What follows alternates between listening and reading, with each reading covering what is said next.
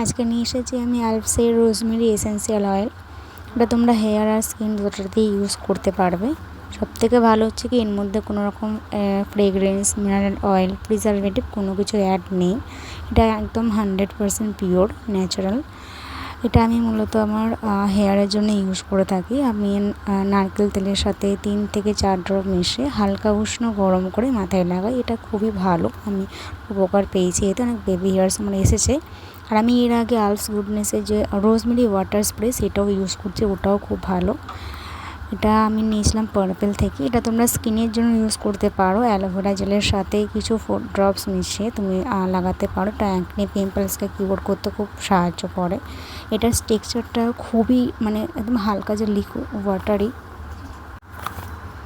আমি তো প্রথমে ভেবেছিলাম যেটা অয়েল খুব থিকনেস হবে, যেমন ক্যাস্টার অয়েল হয় সেরকমই হবে, কিন্তু না, এটা ভীষণই ওয়াটারি। দেখে মনে হবে যেটা পুরো ওয়াটার।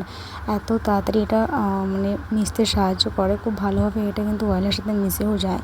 তোমরা ইউজ করে দেখো, সত্যি এটা খুব কার্যকরী। আমার জন্য তো খুবই